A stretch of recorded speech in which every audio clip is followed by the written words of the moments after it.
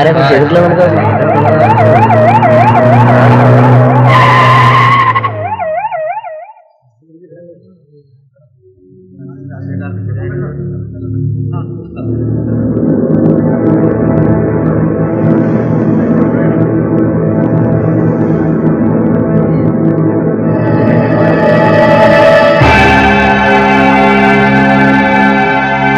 സാഹിബിന് പോലീസുകാർ തല്ലിക്കൊന്ന് കൊണ്ടിട്ടതാണ് അവിടെ.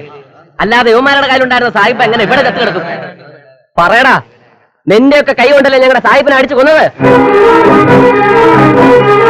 വെട്ടി എടുക്കടാ കൈ.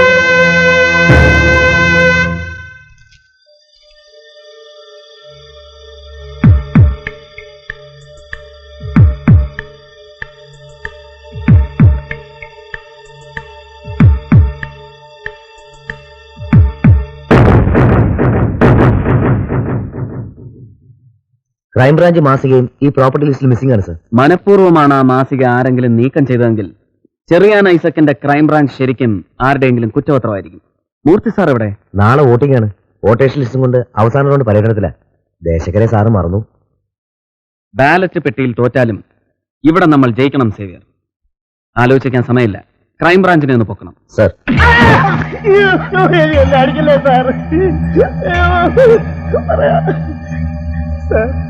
പല മാന്യന്മാരുടെയും പുറത്തു പറയാൻ കൊള്ളാത്ത പല രഹസ്യങ്ങളും എനിക്ക് പറഞ്ഞു തന്നത് കമ്മീഷണർ മായാപ്പിള്ളയായിരുന്നു സർ.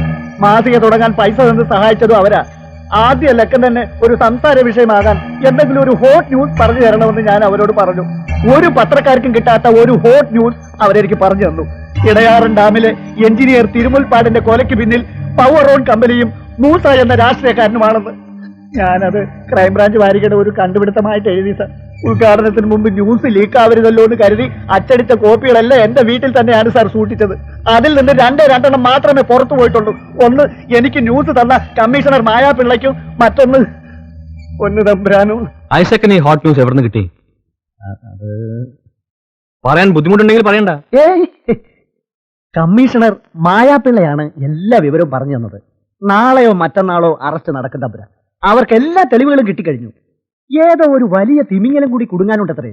അതാളാരാണെന്ന് മാത്രം എന്നോട് പറഞ്ഞില്ല. കോപ്പിയെല്ലാം ഏജന്റുമാർക്ക് അയച്ചു കഴിഞ്ഞു? ഇല്ല, ഞാൻ തന്നെ നേരിട്ട് എല്ലായിടത്തും കൊണ്ട് കൊടുക്കുക. തൽക്കാലം ഒരു പഴയ പെട്ടിയോട്ടോ വാങ്ങിയിട്ടുണ്ട്. എല്ലാത്തിനും പണം തന്ന് സഹായിച്ചത് കമ്മീഷണർ സാറാണ്. പോലീസ് ആണെങ്കിലും പൊന്നു മനസ്സാണ് അവർക്ക്. നല്ലവർക്കൊക്കെ ഈ ഭൂമിയിൽ അൽപായുസാണ് ചെറിയാനേ. കൊട്ടാരത്തിൽ നിന്ന് വീട്ടിൽ തിരിച്ചെത്തിയ ശേഷം രാത്രിയിൽ മാസിക കടകളിൽ എത്തിക്കാൻ വേണ്ടി പുറപ്പെട്ടു. വീടിന് പുറത്തേക്ക് വന്ന ഞാൻ കണ്ടത് മാസിക കയറ്റിയ എന്റെ ഓട്ടോറിക്ഷ നിന്ന് കത്തുന്നതാണ്. ആരാണിത് ചെയ്തതെന്നും എന്തിനാണ് ചെയ്തതെന്നും എനിക്ക് മനസ്സിലായില്ല സാർ. പിറ്റേ ദിവസം പ്രതാപവർമ്മ തമ്പുരാൻ എന്നെ കൊട്ടാരത്തിലേക്ക് വിളിപ്പിച്ചു. എല്ലാ വിവരവും അറിഞ്ഞെന്നും നഷ്ടപ്പെട്ടതിനെ കുറിച്ച് ഓർത്ത് ദുഃഖിക്കരുതെന്നും പറഞ്ഞ് എനിക്ക് കുറേ രൂപ തന്നു. അങ്ങനെ ക്രൈംബ്രാഞ്ച് കളറായി, പ്രസ് ഓഫ്സെറ്റ് ആക്കി, കാറായി, പത്രാസായി. താൻ ചെല്ല്. ഓ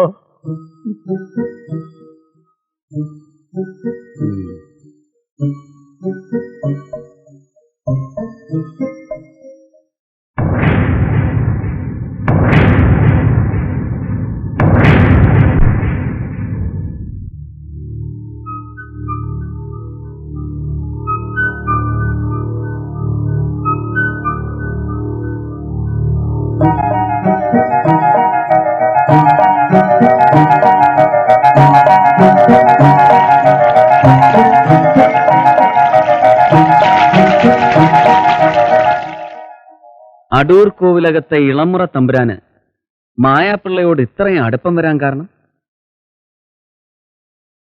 ശരിയാ.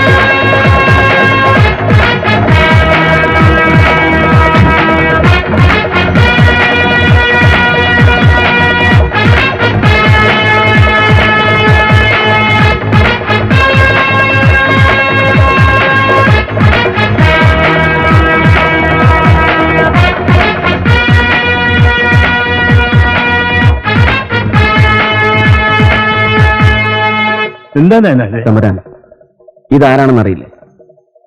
അടൂർ കോവിലകത്തെ ഇരുട്ടും വിശപ്പും പീഡനവും സഹിക്കാനാവാതെ ഭ്രാന്തിന്റെ വക്കത്തെത്തിയ അങ്ങയുടെ കൊച്ചനന്തരവൻ.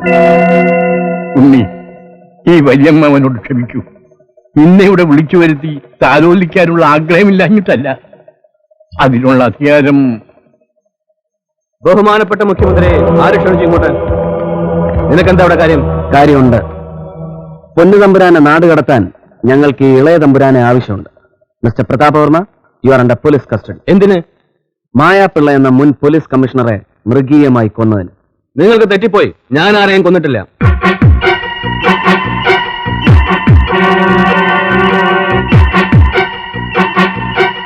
ഇളയിടത്ത് പാലസ് എന്നല്ലേ ഈ കൊട്ടാരത്തിന്റെ പേര്? അതെ. പ്രതാപവർമ്മയുമായി തനിക്കെന്താ ബന്ധം? ഞാൻ പാലസ് സെക്യൂരിറ്റിയുടെ ചീഫാ. അല്ല, തമ്പുരാന്റെ ഈ രാവണക്കോട്ടയിൽ ഒരു എറുമ്പ് പോലും കയറാതെ കാത്തു സൂക്ഷിച്ചുകൊണ്ട് തമ്പുരാനെ ഇപ്പോഴും സേവിക്കുന്ന നന്ദിയുള്ള നായ അനന്തരാമൻ. തമ്പുരാൻ ഞെട്ടണ്ട. സാക്ഷികൾ 1ഉം 2ഉം അല്ല നിങ്ങൾക്കെതിരെ. സാധാരണ നിങ്ങളുടെ നായാട്ടിനും പള്ളിവേട്ടയ്ക്കും തെളിവുകൾ ഉണ്ടാവാറില്ല. പക്ഷെ ഈ നരനായാട്ടിന് നിങ്ങൾക്ക് പിഴച്ചു. വെറും സാക്ഷികൾ മാത്രമല്ല, ദൃക്സാക്ഷികൾ വരെയുണ്ട്.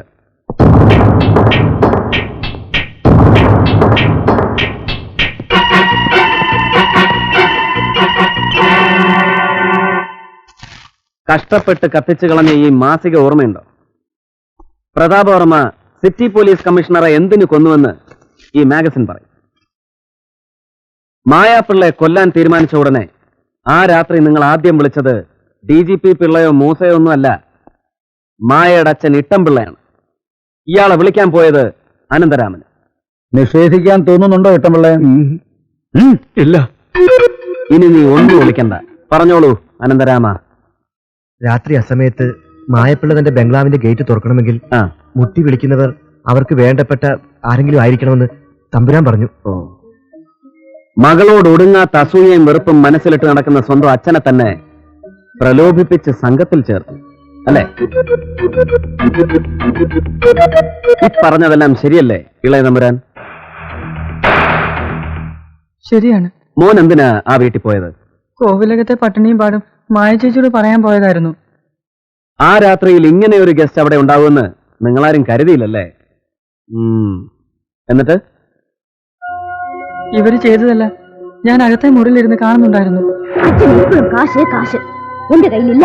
ഞാൻ ചോദിക്കുമ്പോ ഒരിക്കലും എനിക്ക് തരാൻ നിന്റെ കാശുണ്ടാവില്ല. എല്ലാം കൊണ്ട് ഞങ്ങൾ അടൂർ കോവിലകത്തേക്ക് കൊടുക്കുകയല്ലേ? അതെന്റെ ഇഷ്ടം. പഴയതൊന്നും ഞാൻ മറക്കില്ല. അവിടുത്തെ ഊട്ടുപുരയിൽ ഉപ്പും ചോറും തിന്ന് വളർന്നവളാണ് ഞാൻ ആർക്കൊക്കെ എന്ത് കൊടുക്കുന്നു എന്നുള്ളത് അച്ഛനറിയേണ്ട കാര്യമില്ല. നീ എന്ത് പറഞ്ഞാലും ശരി, എനിക്കിപ്പോ കുറച്ച് കാശ് വേണം. അച്ഛന് വേണ്ട കാശ് ഞാൻ നാളെ എത്തിച്ചോളാം. അച്ഛൻ ഇപ്പൊ പോയിക്കോളൂ. തീർച്ചയാണ്. ആ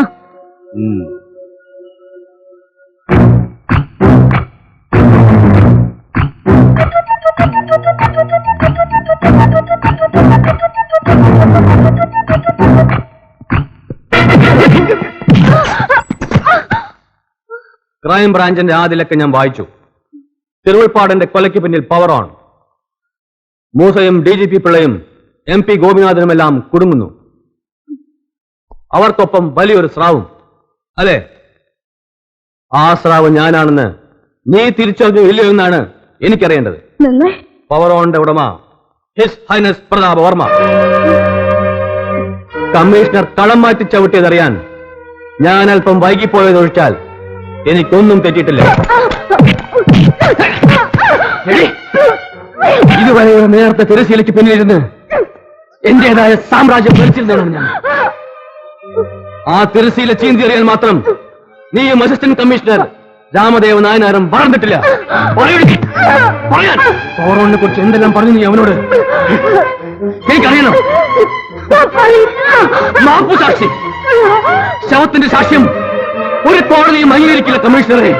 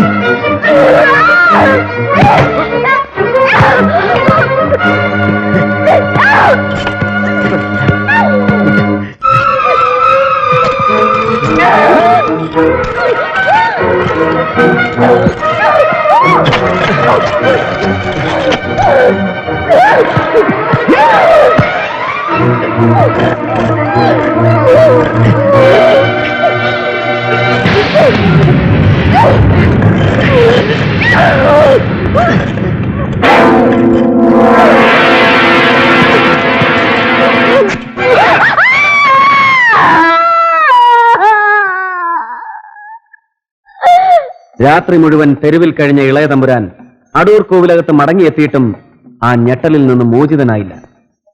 പേടിച്ച് പനി പിടിച്ച് പിച്ചും പേയും പറഞ്ഞു തുടങ്ങി.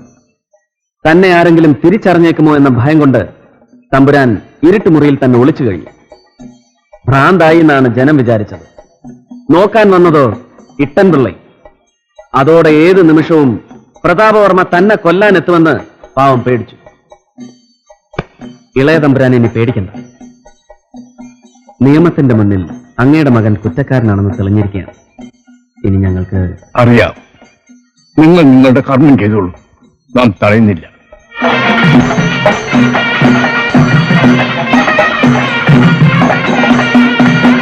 ഒന്ന് തമ്പുരാനെ അറസ്റ്റ് ചെയ്ത്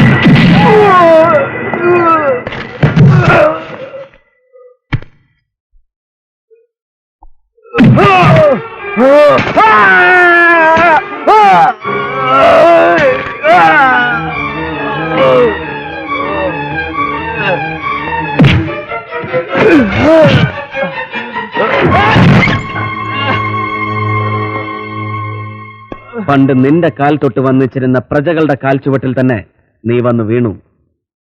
രാജകുമാരൻ ഒന്നോർത്തോളൂ, ഈ നാടിന്റെ യഥാർത്ഥ അധിപർ ജനങ്ങളാണ്. അവരെ അടക്കി ഭരിക്കാൻ അവരാരെയും അവരുടെ തലയ്ക്ക് മുകളിൽ അരിയിട്ട് വാഴിച്ചിട്ടില്ല, ഇനി വാഴിക്കുകയില്ലടാ.